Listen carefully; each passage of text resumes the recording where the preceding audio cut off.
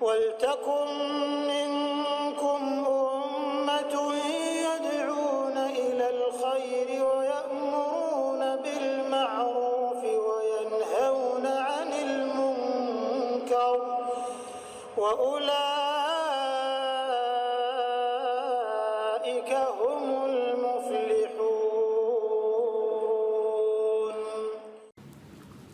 Waktu-waktu yang dianjurkan untuk membaca salawat kepada Nabi SAW, yang pertama sebelum berdoa.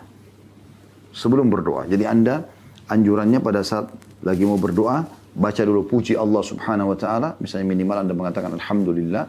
Kalau Anda bisa puji Allah lebih banyak lagi, bagus, gitu kan? Kemudian setelah itu Anda baca salawat kepada Nabi SAW. Dari Fadhalah bin Abid radhiyallahu anhu, beliau berkata, Rasulullah SAW mendengar seorang laki-laki berdoa dalam sholatnya, tapi tidak bersalawat untuk Nabi SAW, maka beliau bersabda, orang ini tergesa-gesa. Lalu beliau memanggil orang tersebut dan bersabda kepadanya dan kepada orang lain, Idza shalla ahadukum falyabda bitahmidillahi wassana'i alaihi, thumma yusalli ala nabi, thumma liyad'u ba'du bima sya'. Bila salah seorang dari kalian berdoa, makna sholat sini berdoa ya, maka hendaklah yang memulainya dengan pujian dan sanjungan kepada Allah. Tadi saya bilang minimal Alhamdulillah. Anda boleh puji Allah lebih banyak daripada itu. Kemudian dia membaca salawat untuk Nabi. Kemudian setelah itu dia boleh berdoa apa saja. Diriwayatkan oleh Abu Dawud, Tirmidzi, Ahmad dan Al-Hakim. Dari hadis ini kita ambil pelajaran bahwasanya Nabi SAW menegur sahabat yang tiba-tiba langsung berdoa. Maka Nabi SAW bilang, sebelum kau sampaikan hajatmu, mulailah dengan puji Allah dan salawat kepada Nabi SAW. Walaupun di sini ada penjelasan juga para ulama, kalau doa-doa itu sudah ditentukan waktunya, ya, tempatnya, misalnya orang doa masuk kamar mandi, doa keluar kamar mandi misalnya, ya. Atau misalnya doa menggunakan pakaian, melepas pakaian, ya, keluar rumah, masuk rumah, ini sudah ada penentuannya. Maka tanpa memulai dengan pujian Allah dan salawat pun tidak ada masalah. Tapi kalau Anda punya hajat, Anda ingin sampaikan doa secara khusus kepada Allah, mulailah dengan pujian kepada Allah dan juga salawat kepada Nabi SAW. Dan sebuah hadis riwayat Tabarani, hadis yang mulia mengingatkan kita juga tentang masalah ini. Sabda Nabi SAW, Ad-du'a'u mahjubun hatta yusalli yadda'i ala Nabi SAW. Doa itu akan terhalangi, tidak diterima sama Allah, hingga orang tersebut yang berdoa membaca salawat untuk Nabi SAW. Ibnu Atha berkata rahimahullah, doa itu memiliki rukun-rukun, sayap-sayap, sebab-sebab dan waktu-waktu. Bila bertepatan dengan rukun-rukunnya, maka doa itu menjadi kuat. Bila sesuai dengan sayap-sayapnya, maka ia akan terbang ke langit. Bila sesuai dengan waktu-waktunya, maka ia akan beruntung. Dan bila bertepatan dengan sebab-sebabnya, maka ia akan berhasil. Adapun rukun-rukunnya adalah menghadirkan hati. Ya. Harus berdoa dalam kondisi hatinya hadir. Karena kata Nabi SAW, Udu'u rabbakum muqinuna bil ijabah. Berdoalah kalian kepada Tuhan kalian dalam kondisi kalian penuh keyakinan akan diijabah. Fa inna Allah la yaqbalu du'a min qalbin ghafir. Karena Allah tidak akan menerima doa dari hati yang lalai. Jadi harus menghadirkan hati. Kemudian perasaan tunduk, merasa butuh kepada Allah. Ya. Kemudian tenang, ketenangan. Ya. Dan ketergantungan hati, ketenangan, kehusyuan, ketergantungan hati. Rukun-rukunnya kata beliau adalah itu. Menghadirkan hati, perasaan tunduk, ketenangan, kehusyuan, ketergantungan hati kepada Allah. Sementara sayap-sayapnya yang membawa terbang ke langit adalah jujur, waktu-waktunya ya, adalah jujur. Sementara waktu-waktunya adalah di saat sahur dan sebab-sebabnya adalah salawat kepada Nabi SAW. Ini cara memahami bagaimana supaya doa itu diijabah kepada Allah atau oleh Allah Subhanahu Wa Taala. Jadi Ibnu Atha sekali lagi mengatakan doa-doa itu memiliki rukun-rukun, ya, sayap-sayap, sebab-sebab, dan waktu-waktu. 4 hal ini. Bila bertepatan dengan rukun-rukunnya, maka doa itu akan menjadi kuat. Jika sesuai dengan sayap-sayapnya, maka ia akan terbang ke langit. Bila sesuai dengan waktu-waktunya, maka ia akan beruntung. Dan bila bertepatan dengan sebab-sebabnya, maka ia akan berhasil. Lalu beliau rincikan, adapun rukun-rukunnya adalah menghadirkan hati, perasaan tunduk, ketenangan, kekhusyuan, ketergantungan kepada Allah. Sementara sayap-sayapnya, tadi kan untuk kokoh punya rukun-rukun. Sayap-sayapnya supaya bisa terbang ke langit adalah jujur. Bukan karena ingin dipuji oleh orang, memang jujur ingin beribadah kepada Allah Subhanahu wa taala. Waktu-waktunya yang paling mustajab adalah sepertiga malam di waktu sahur ya. Dan sebab-sebabnya agar diterima oleh Allah membaca salawat kepada Nabi sallallahu alaihi wa ala alihi wa sahbihi wasallam. Ini yang pertama, anjuran untuk membaca salawat sebelum berdoa. Ya, sebelum Anda sampaikan hajat Anda. Yang kedua, ketika tersebutkan nama beliau sallallahu alaihi wasallam, ini sangat ditekankan untuk mengucapkan. Kayak kita bilang Nabi sallallahu alaihi wasallam. Maka kita selalu kata Nabi bersabda sallallahu alaihi wasallam. Selalu. Ya, pernah dalam satu majlis ditanya di Masjid Nabawi oleh seseorang kepada syekh pemateri di situ, apakah kami harus mengucapkan dalam majlis seperti ini setiap kali mendengar kata Nabi SAW atau Nabi disebutkan, kita membacakan salawat atau cukup satu kali saja? Maka kata syekhnya, jawab setiap kali disebutkan nama beliau. Kenapa engkau haramkan dirimu dari kewajiban yang telah Allah bebankan agar engkau mendapatkan pahala dan engkau berdosa kalau meninggalkannya? Maka setiap kali disebutkan baca. Ya. Disebutkan dalam sebuah hadis Nabi SAW, hadis riwayat Tirmidzi dan juga Al-Hakim, kata Nabi SAW, ragama anfu rajulin dzukirtu indahu falam yusalli alayya. Sungguh celaka seseorang yang namaku disebutkan di sisinya lalu ia tidak bersalawat untukku. Sallallahu alaihi wasallam. Berarti setiap saat kita baca salawat ini. Setiap saat. Sudah menjadi ya rutinitas seorang muslim. Di saat disebutkan nama Nabi SAW, mereka mengucapkan sallallahu alaihi wasallam. Dan ini kalau terlihatnya ragama amfumbri'in, itu artinya terhina. Bisa juga makna terhina. Hidungnya sama rata dengan tanah, saya terhina di sini. Dan sesuatu yang kita tahu dosa, ya, dan masuk kategori dosa besar, kalau ada ancamannya sebagaimana Imam Az-Zahabi rahimahullah sebutkan, gitu kan. Sebagaimana Imam Az-Zahabi masukkan kategori dosa besar adalah kalau ada ancamannya. Di sini Nabi SAW sudah mengatakan ragama amfumbri'in. Terhina, celaka. Berarti ada ancaman gitu kan. Yang ketiga dianjurkan memperbanyak salawat di hari Jumat. Salawat di hari Jumat. Ya, secara khusus. Setiap hari Anda dianjurkan, tapi hari Jumat ini lebih Anda perbanyak lagi. Sesuai dengan hadis Aus. Ya, Aus bin Aus. Radhiyallahu anhu. Pakai Hamzah Aus ya. Saya keliru tadi menyebutkan. Tidak sengaja menyebutkan Ain. Radhiyallahu anhu beliau berkata, Inna afdala ayyamikum yawmal jum'ati fa'akthiru alayya minas salati fihi fa inna salatakum ma'rudatun alayya. Sesungguhnya di antara hari-hari yang paling afdal, yang paling baik untuk kalian adalah hari Jumat. Maka pada hari itu perbanyaklah salawat untukku. Karena salawat kalian akan disampaikan kepadaku. Hadis riwayat Abu Daud, Ahmad dan Al-Hakim. Tentu hadis ini masih ada lanjutannya. Kata Nabi SAW, kata para sahabat, ya Rasulullah, bagaimana disampaikan kepada anda sementara anda sudah menjadi tanah? Maksudnya sudah meninggal dunia.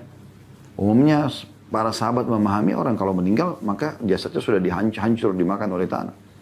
Ya.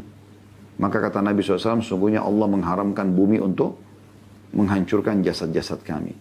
Ya, kuasa Allah Subhanahu Wa Taala disampaikan kepada Nabi SAW. Jadi perbanyak salawat. Salawat yang paling sederhana, yang paling ringan yang pernah kami sampaikan di beberapa ceramah, Allahumma salli ala Muhammad, Allahumma salli ala Muhammad, Allahumma salli ala Muhammad. Ini yang paling sederhana dan paling cepat Anda bisa selesaikan. Anda bisa memperbanyak ya.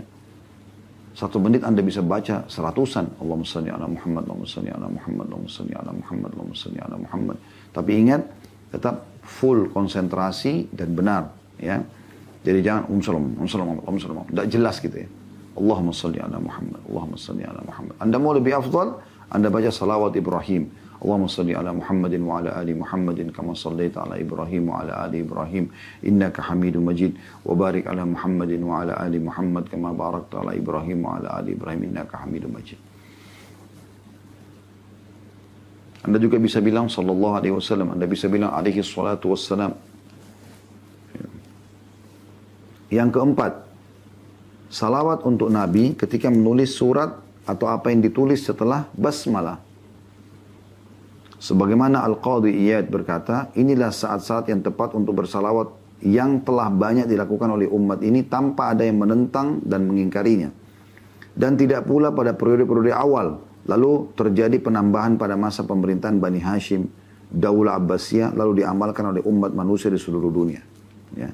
Maksudnya adalah setiap kali nulis, ya, Alhamdulillah, wassalatu wassalamu ala Rasulillah. Nah, gitu. Anda nulis apapun, Anda selalu ikutkan begitu.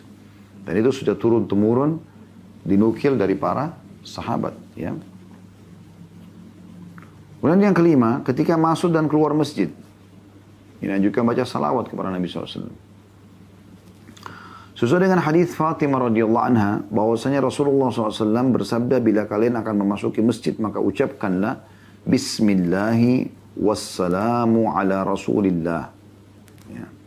Allahumma salli ala Muhammadin wa ala ali Muhammadin waghfir lana wa sahhil lana abwaaba rahmatik.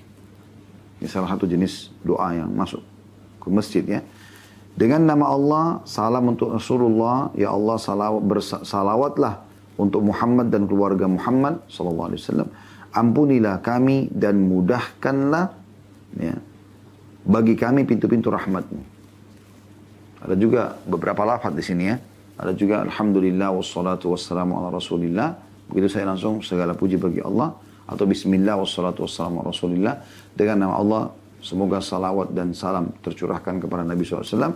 Lalu langsung masuk kedua, Allah maftahli abwaaba rahmatik. Ya Allah, bukakanlah bagiku pintu-pintu rahmat-Mu. Ya.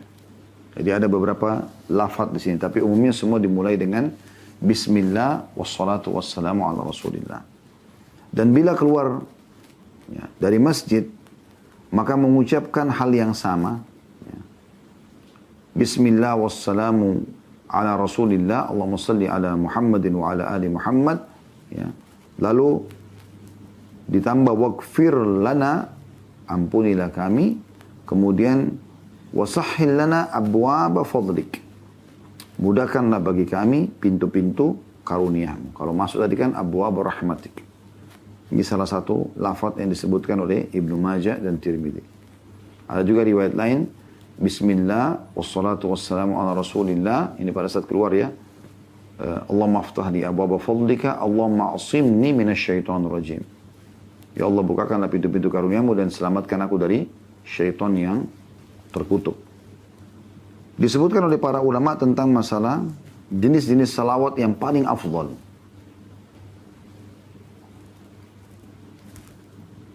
Disebutkan bahwasanya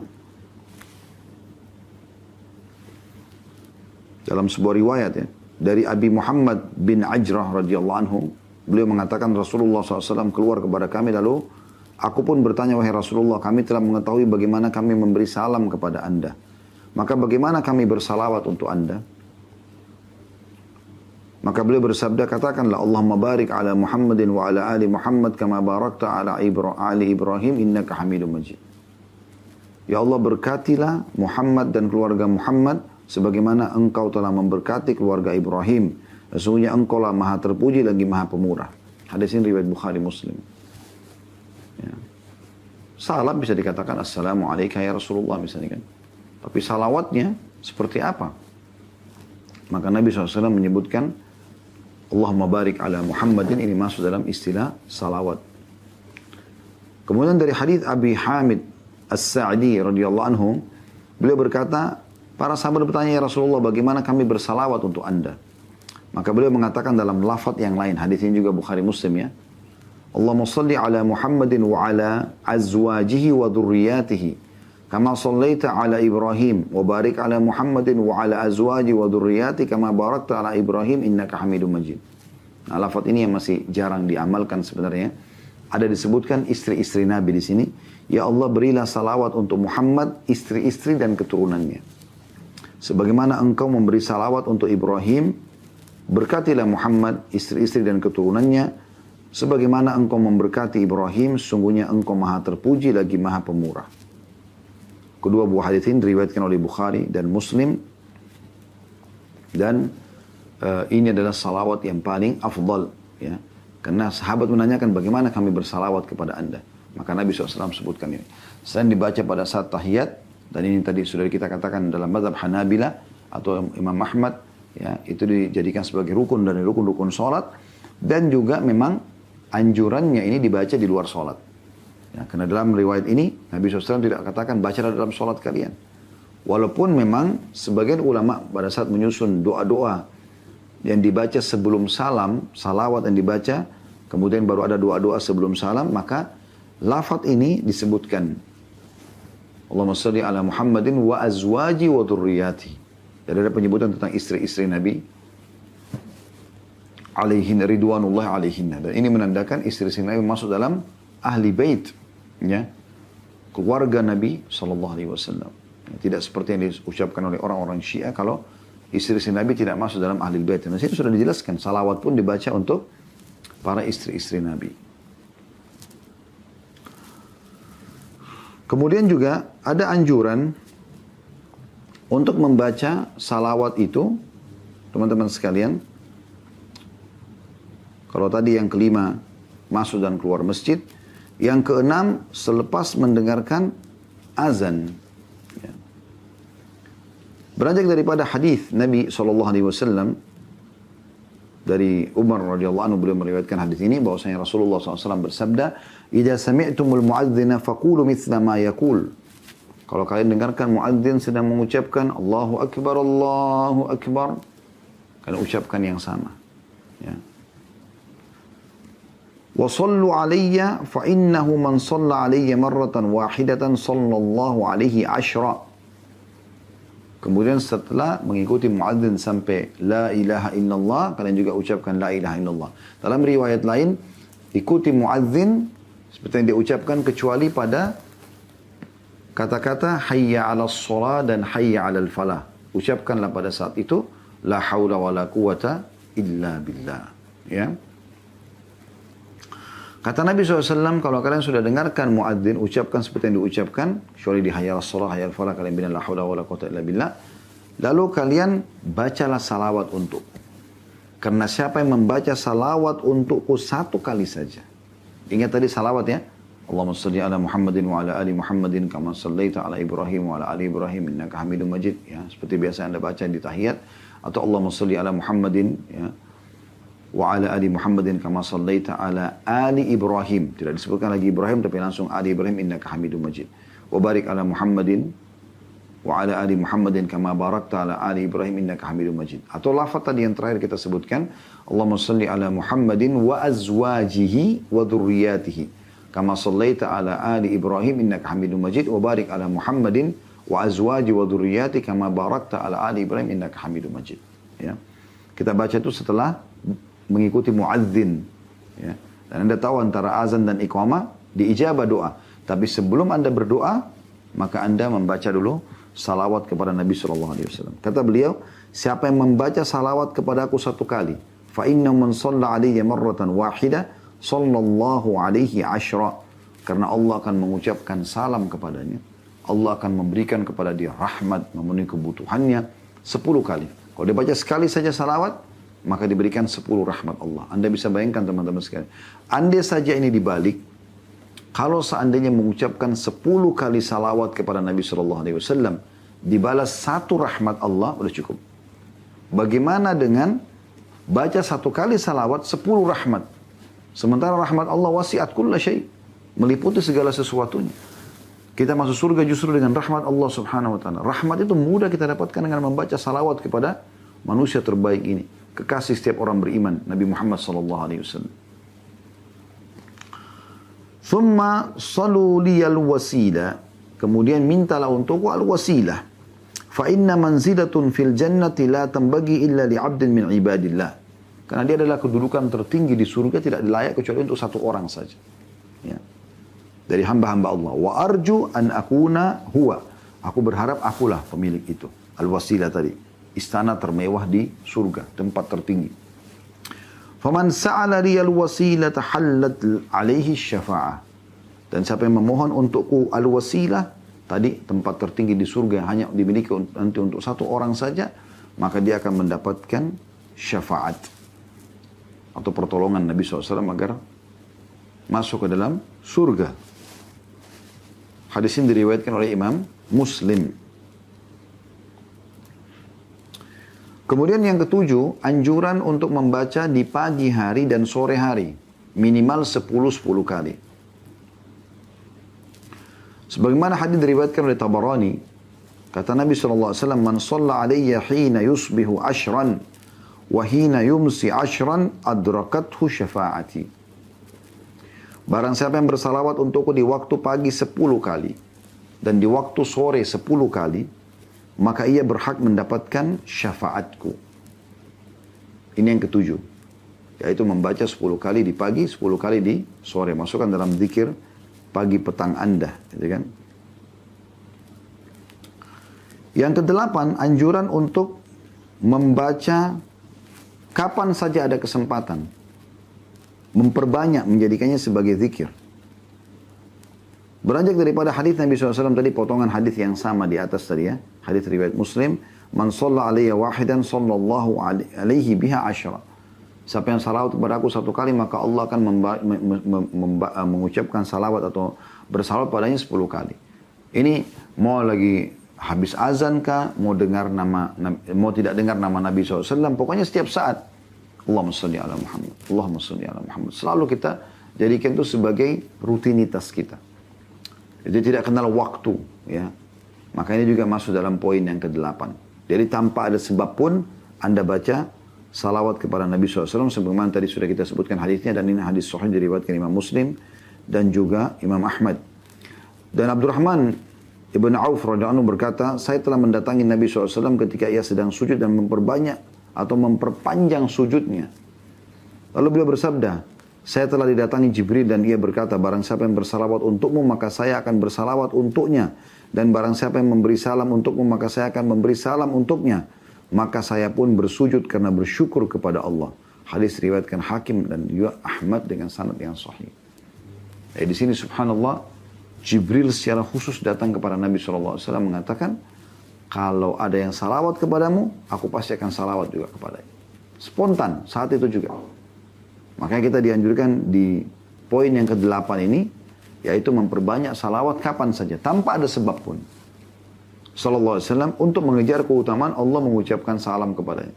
Dan semoga saja, tadi hadis yang pertama yang kita sebutkan, atau disebutkan oleh penulis tadi, Syekh Mahmud Al-Misri, hafizahullah, apa yang beliau sebutkan bahwa hadis yang orang yang Ubay bin Ka'ab yang menjadikan seluruh waktu yang dia ingin berzikir dia gunakan untuk salawat, maka akan dihilangkan sumpahnya dan juga akan diampuni dosanya. Ini yang menyebabkan ya membaca salawat walaupun tanpa sebab adalah anjuran secara khusus. Ya, jadi selalu kita jadikan rutinitas kita. Ya'qub bin Zaid bin Talha At-Taimi berkata radhiyallahu anhu, Rasulullah SAW bersabda, telah datang kepadaku malaikat dari Tuhanku dan berkata, tidaklah seorang hamba yang bersalawat untukmu sekali kecuali Allah akan bersalawat untuknya 10 kali. Maka seseorang menuju kepadanya dan bertanya, ya Rasulullah, apakah saya jadikan seperdua doaku untukmu?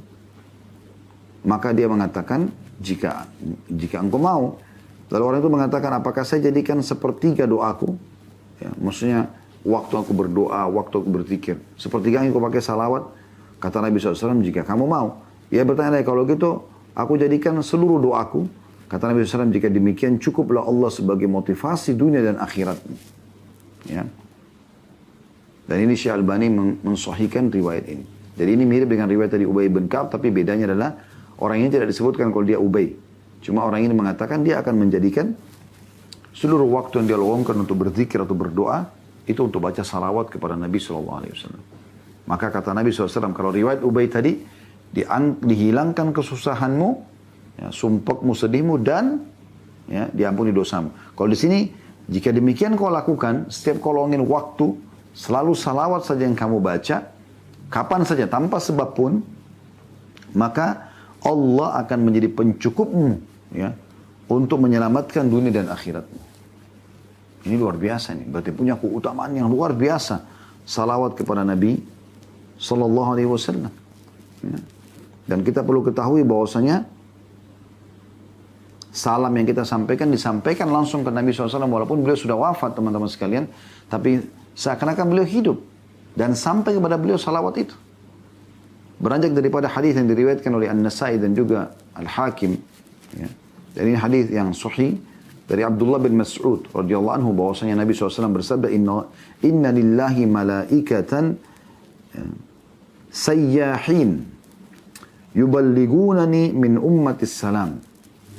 Sesungguhnya Allah memiliki malaikat-malaikat yang berkeliling-keliling. Tugas mereka apa? Menyampaikan salam kepadaku dari umatku. Setiap kita sampaikan sallallahu alaihi wasallam, langsung disampaikan kepada beliau sallallahu alaihi wasallam. Siapa yang tidak bangga teman-teman sekalian, selain memang ini ibadah kepada Allah SWT, kita seperti sedang komunikasi dengan Nabi SAW walaupun tidak secara langsung. Salawat kita begitu mengatakan Allahumma salli ala Muhammad sallallahu alaihi wasallam, disampaikan kepada beliau. Pengikutmu si fulan telah mengucapkan salam kepadamu. Hari ini sekian ratus, hari ini sekian puluh, hari ini sekian ribu. Ya. Dan Nabi SAW juga mengatakan dalam hadis riwayat Bukhari, An-Nasai, riwayat Hakim, ya, dan Ahmad, kata Nabi SAW, barang siapa yang bersalawat untukku sekali, maka Allah akan bersalawat untuknya 10 kali. Diampuni 10 dosa-dosanya dan diangkat baginya 10 derajat. Tidak ada tambahan di sini lafadznya. Jadi bukan hanya Allah mengucapkan salam kepadanya, tapi akan diampuni setiap kali dia mengatakan sallallahu alaihi wasallam 10 dosa dan diangkat 10 derajat. Ini keutamaan yang sangat besar yang harusnya tidak luput dari setiap orang di antara kita. Ya. Begitu juga dengan hadis yang marfu' dari Abdullah bin Mas'ud radhiyallahu anhu. Dalam hadis riwayat Tirmidzi dan dihasankan oleh beliau, diriwayatkan oleh Ibnu Hibban. Kata Ibnu Mas'ud, manusia yang paling utama di sisi ini hadis Nabi SAW. Ya. Manusia yang paling utama di sisiku, ya, pada hari kiamat adalah orang yang paling banyak bersalawat untukku. Maksudnya manusia yang paling sangat dekat dengan Nabi SAW nanti pada hari kiamat itu adalah orang-orang yang memperbanyak salawat kepada Nabi SAW. Jadi perbanyaklah salawat teman-teman sekalian. Kemuliaan apa lagi teman-teman sekalian yang kita harapkan lebih daripada Nabi SAW menjadikan kita orang yang dekat dengan beliau. Walaupun kita bukan punya hubungan kekerabatan misalnya. Kita bukan sosok sahabat yang telah berkorban dalam hidup beliau. Kita adalah orang yang sangat jauh. Lahir setelah beliau wafat sekian ribu tahun. Tapi Nabi SAW masih menyebutkan tadi dalam hadis yang kita sebutkan. Orang yang paling dekat nanti majlisnya denganku pada hari kiamat adalah orang yang paling banyak membaca salawat kepada aku. Jadi kita masih bisa mendapatkan kemuliaan itu dengan cara sering saja lidah kita mengucapkan sallallahu alaihi wasallam, alaihi salatu wassalam, Allahumma salli ala Muhammadin wa ala ali Muhammad dan seterusnya.